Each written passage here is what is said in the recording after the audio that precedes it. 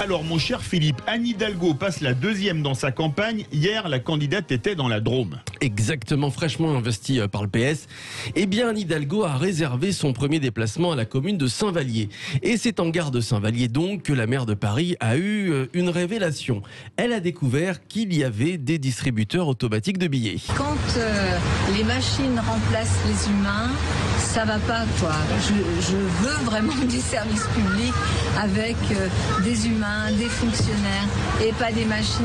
Eh oui, Anne Hidalgo découvre les distributeurs de billets. Alors je rappelle quand même à la maire de Paris que le premier distributeur de billets automatique a été installé dans les années 1968 exactement, et qu'aujourd'hui il y a en tout 1300 bornes en libre service sur tout le réseau SNCF. Mais bon, Anne Hidalgo ne doit pas vivre dans la même réalité que nous.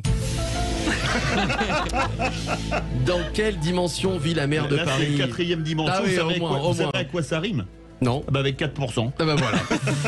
Dans quelle dimension vit donc Anne Hidalgo, qui découvre donc les bornes de billets SNCF, qui pense par exemple que dans une très grande ville, capitale de la France, on peut se déplacer qu'en vélo ou qu'en trottinette? Dans quelle dimension vit-elle? Ah si, j'ai une petite idée.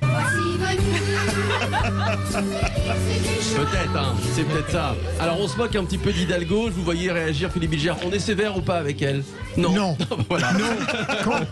Quand j'écoute Anne Hidalgo, je me confirme. Ségolène Royal était fabuleuse. Ah oui. À sa décharge, je préférais aussi plus de présentiel pour beaucoup de population, ça serait pas mal. Aussi. Ce jeudi sort un livre sur Éric Zemmour. Alors c'est en fait une enquête sur le futur candidat menée par Étienne Girard, le rédacteur en chef société à l'Express. Radicalisé, voilà, c'est le titre de ce livre. Et figurez-vous il y avait Radical, c'était le livre de Tom Conan radicalisé. Là, c'est radicalisé. Attention.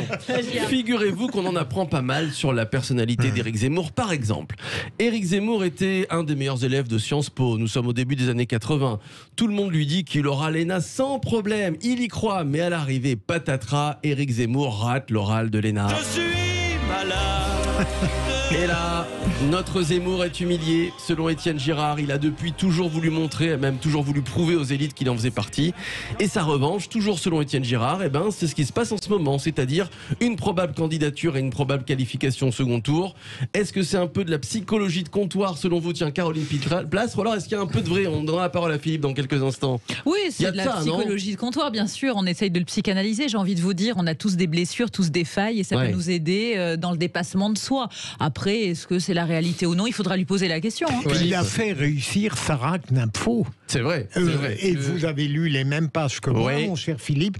Et il y a une très belle... C'est elle qui mène la barque, d'ailleurs. Et il y a une très belle phrase de Proust qui dit tout pour tout le monde. Les idées sont les succès d'années des chagrins. Oui. Ouais, et surtout, je pense que les humiliations, effectivement, si elles sont en tout cas surmontées, les moteurs les plus puissants du monde. Ouais.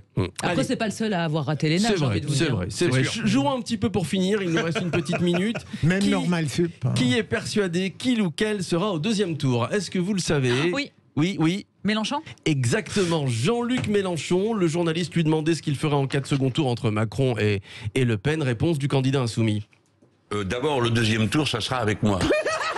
Voilà, le deuxième tour, ce sera avec moi. Bon, c'est la méthode Coué. La méthode Coué, ça marche toujours, non? Mais elle est redoutable parce que ça n'est pas complètement inconcevable. Ouais. Enfin, il est à 7% dans le dernier sondage. Non, mais je veux dire, sa personnalité ne rend pas complètement absurde. Alors lui, ce qu'il dit, je vous le dis, ce qu'il dit, c'est qu'il n'y aura pas beaucoup d'abstention, que plus de 80% des Français vont voter, et que parmi eux, les classes populaires, et qu'il est très haut dans les classes populaires, ce qui expliquerait qu'il soit au second tour.